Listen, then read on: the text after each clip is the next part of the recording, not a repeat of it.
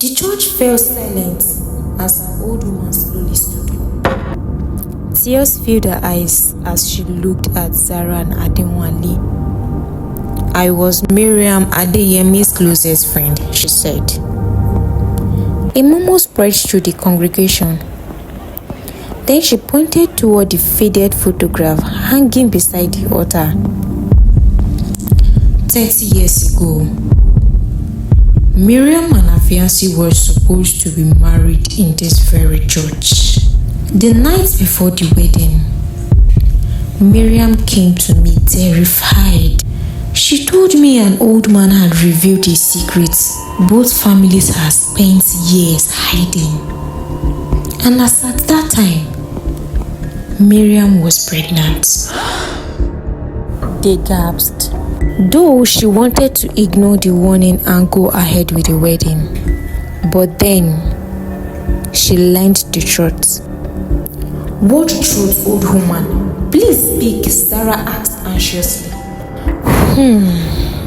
The old woman took a deep breath. "Many years ago, before Miriam was born, a terrible accident changed both families forever. One family lost a child, the other family found him.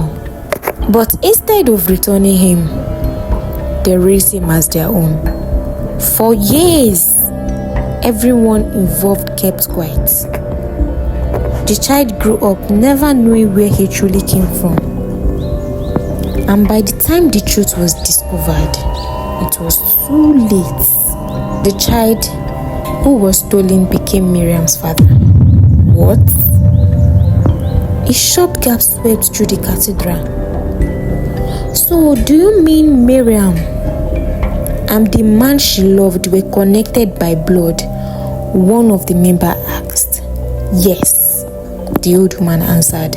"They discovered the truth only weeks before their wedding.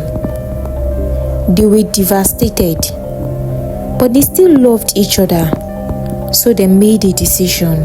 They would leave. They would start a new life and keep the secret buried with them." The old woman slowly reached into her handbag and pulled out an old envelope. "For 30 years, I kept this. It was the last letter Miriam gave me." She unfolded it carefully. "She told me that if she never returned, I should wait until her child became an adult." Then the old woman turned towards Sarah. "Because the child she was carrying was you." Sarah froze. She realized for the first time that the family she grew up with all this while were not her biological parents. Tears filled her eyes. Then the old woman turned toward Adewale. Her husband left a letter too. He wrote that if his family line survived, one day his grandson must stand beside Miriam's daughter in this church. Adewale's eyes widened. The old woman smiled sadly. 30 years ago, two families were torn apart by a lie. But today, that lie ends. Zara looked down at the black invitation in her trembling hands. And for the first time, she noticed a line written beneath the gold letter. A line no one had read before. Slowly, she read it aloud. The wedding was never cancelled. It was only postponed.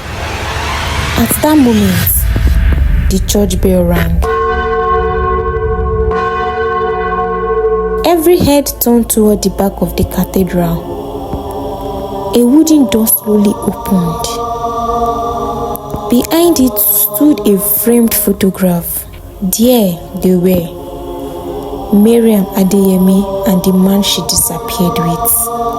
Older, alive, still together, and smiling.